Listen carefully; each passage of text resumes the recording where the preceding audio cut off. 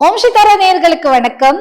இன்னைக்கு நாம மார்கழியை முன்னிட்டு 4வது நாள், அந்த 4வது நாளுக்கான திருப்பாவை பாடல் என்னன்னு பார்க்கலாம்.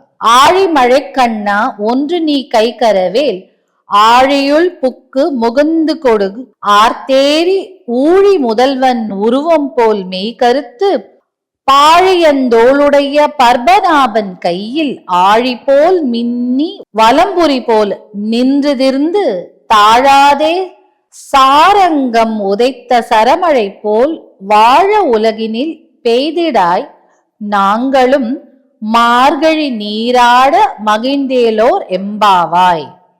இதுல ஆண்டாள் என்ன சொல்றான்னா, இந்த ஆயர்குல பெண்களுக்கு இந்த கடவுளை கும்பிடணும், அந்த கடவுளை கும்பிடணும், இந்த மாதிரியான விஷயத்திற்கு இந்த கடவுளை கும்பிடணுங்கிற விஷயம் அறியாது. அவங்க என்ன பண்ணுவாங்க, எல்லாத்திற்குமே கண்ணனை தான் கூப்பிடுவாங்க. இப்ப நம்ம குழந்தைகள் என்ன சொல்றோம், வாடா கண்ணான்னு சொல்றோம், கண்ணா சாப்பிடுன்னு சொல்றோம்.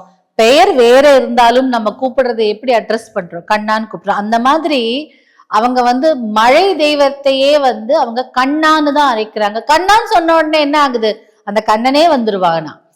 அப்போ அந்த அந்த தெய்வத்துக்கிட்ட என்ன முறையிடுறா அந்த ஆண்டாள், ஒரு சொட்டு தண்ணி இல்லாமல் அந்த கடல் நீரை உறிஞ்சு கொண்டு நீ திருமாலின் திருமேனி எப்படி இருக்கும், கார் வண்ணம் போல, அந்த கார்மேகம் போல அவருடைய வண்ணத்தை, தேகம் கார்மேனி தேகத்தை ஒத்த மேகம், கார்மேகம் போல அந்த மேகங்கள் எல்லாம் திரட்டி அவர் கையில இருக்கும் சக்கரம், அது எப்படி ஒரு மின்னல் போல வீசும் இல்லையா, ஒளி வீசும் இல்லையா, அப்படி ஒரு பவர் இல்லை.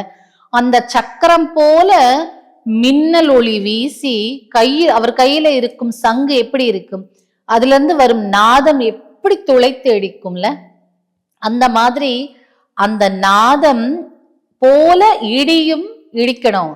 மின்னலும் அவரோட சக்கரத்தை போலவும், இடியும் அவருடைய சங்கு எழுப்பும் நாதத்தை போலும் இருந்து அந்த திருமால் கையில் சாரங்கம் என்னும் ஒரு வில்லு இருக்கு இல்லையா, அந்த வில்லு எப்படி ஒரு பவர்ஃபுல்லான வில்லு, வெற்றியை மட்டும் காண்கிற வில்லு இல்லையா, அதுல இருந்து எந்த அம்பு போனாலும் கண்டிப்பா அது வெற்றியில தான் முடியும். அப்போ அந்த மாதிரியான எப்படி பொழியும் அவரோட வில்லுல இருந்து அம்பு, மழை போல பொழியும் இல்லையா, அந்த மாதிரி அந்த சாரங்கத்தில் இருந்து பெய்யும் வில்லை போல, அம்பை போல நீயும் மழையை பொழிவாய். அப்போ மழையெல்லாம் பொழிந்த பிறகு நீர்நிலைகள் எல்லாம் நிரம்பி இருக்கும்.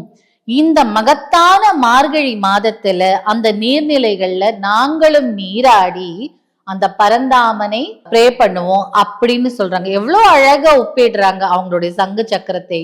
அதே மாதிரி அவங்களுக்கு கூப்பிடுறதுக்கே வார்த்தை வேற எந்த கடவுள் பேரும் வரல, கண்ணான் தான் வருது இல்லையா. சோ அதனால அவங்க ஸ்டார்டிங்னு சொல்லுவாங்க, ஆழி மழை கண்ணா, மழையையும் மழைக்கான தெய்வத்தையும் மழைக்கான அதிபதியையும் அவங்க கண்ணான்னு தான் அழைக்கிறாங்க. அப்படி ஒரு பக்தி, அப்படி ஒரு அன்பு அந்த கண்ணபிரான் மேல.